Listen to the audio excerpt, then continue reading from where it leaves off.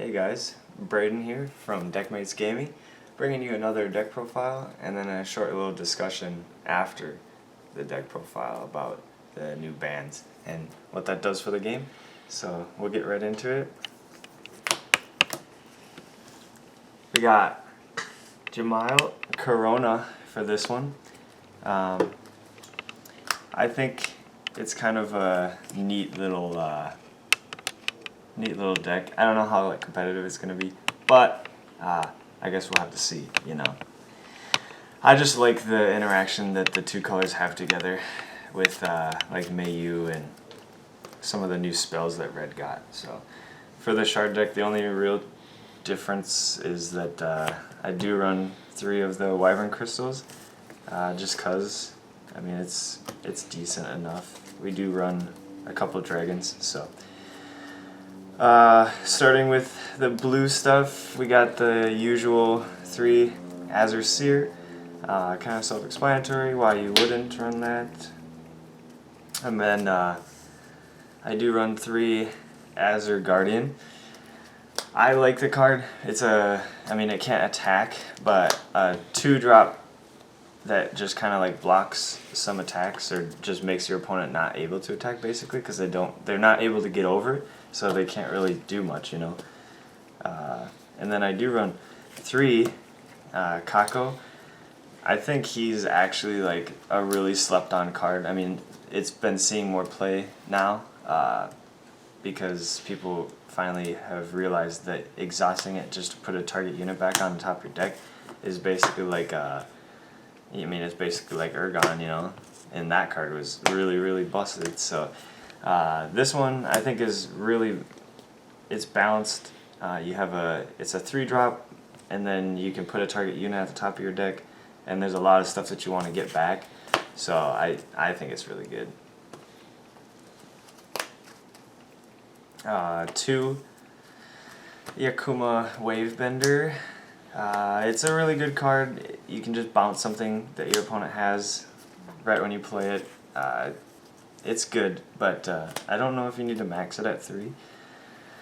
Same with this card, Great Stormfish. It comes in really clutch in certain plays when you need to rest an opponent's Guardian or something like that, or if you need to rest something so you can attack into it.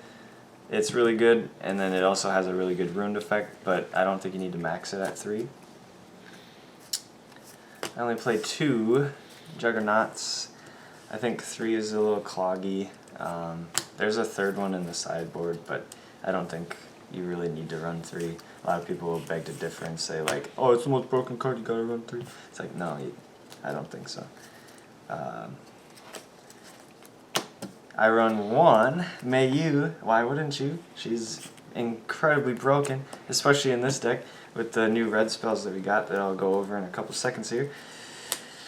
I do run 1 Leviathan just because you can get it back with Kako, and it is just really good. I mean, the Guardian has Destroyer, and it has a Arrive skill where you can take control of opponent's unit. I mean, it's just crazy. 1 Argent card, just a Silver Watchwoman. Really good situationally for anything that you really need, basically. Going into the blue spells, we run 3 ASB, pretty much just a staple in any blue. Yep. 3 Phantasmal Guards. I think it's staple, but I don't know, some people might beg to differ. It's just really good for getting counters on your Jemial, so you get 2 for this, and then you also have your little Guardian guys that can just chump block anything.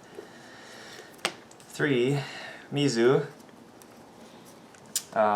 Really good late game, decent, mid game.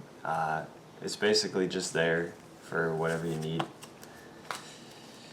I run 1 Tidal Rush just for more bouncing effects. It's pretty good. 2 Shards of Winter. Just a instacast 4-drop spell is pretty good for exhausting all of your opponent's units. I think it's pretty decent. Not a 3-of though. And then 2 Chronostasis just to wipe everything. It's really good against like Hoenn decks that just get a big board.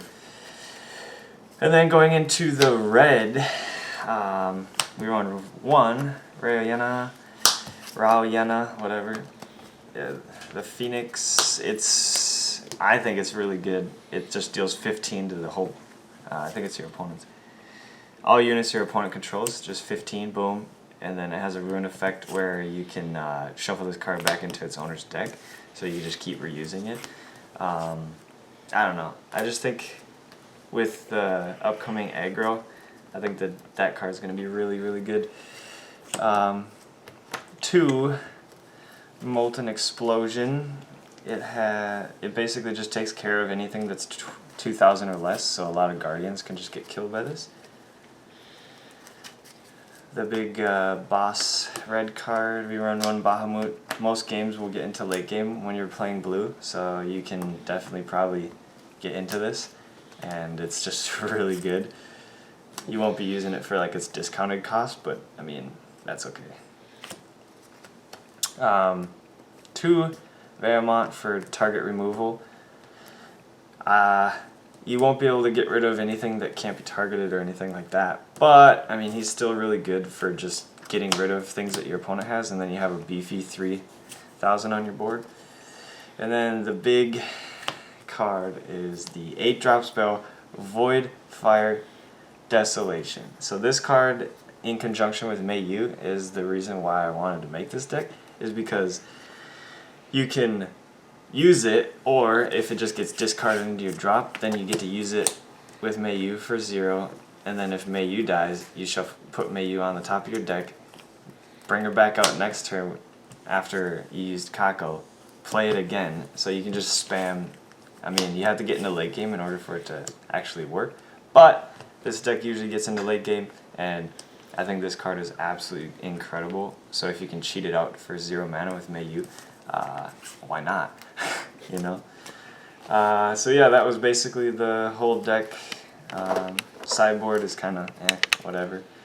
You can do whatever you want, technically, with sideboard cards. But yeah, and then talking about the new bans that they did on their little live stream, I think the Sylphia ban, a lot of people are angry about, but I think it's good for the game because you don't want something that can just be played every turn and allow your opponent to basically do nothing, you know?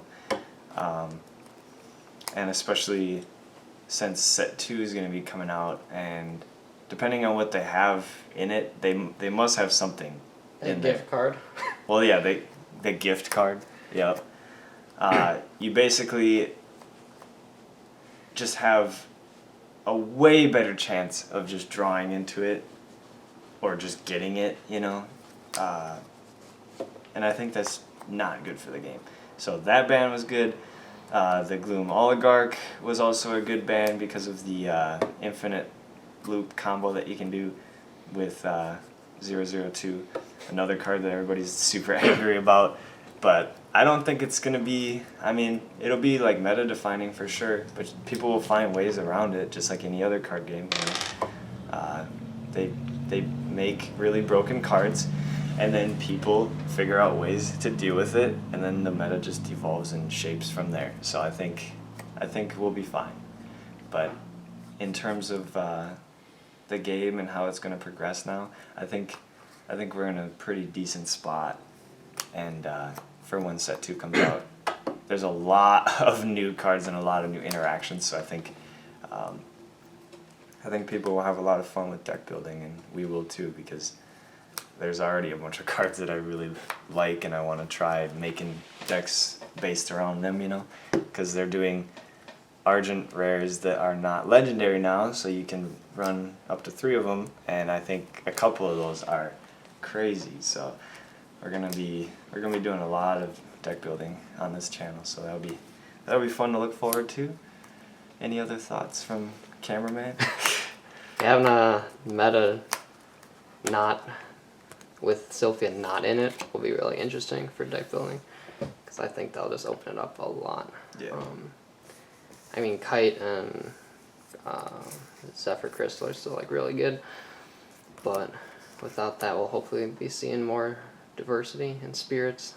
Yeah, I really want some diversity with spirits. You know? Yeah. That's why I made this Jemial Corona deck, because I just like having newer things. It might not be the greatest, but I want to play with things that I like rather than having to play like one deck or else you lose, you know? So, I don't know. We'll see where the meta takes us after November 14th. I mean, Urgon's going to be back as well, so I guess we'll see what happens. I mean, if somebody finds something broken again, they might just have to actually ban him rather than just put him on a suspended list. So. But Urgon without Sylphia is also True. nice. That was probably one of the main reasons why they did it. I would say so too. Was because of that. You just put it back on top and then you just draw it again. It's just with Urgon with green would just be really crazy. So but I don't know. We look forward to the future, and I hope you guys do too. And the other half of set 2. Yep. That's or a little more than half. We still got a whole half more than that for set 2. So once spoilers keep coming out, maybe we'll do like a little review on some of them or something like that. So I'll see you guys next time.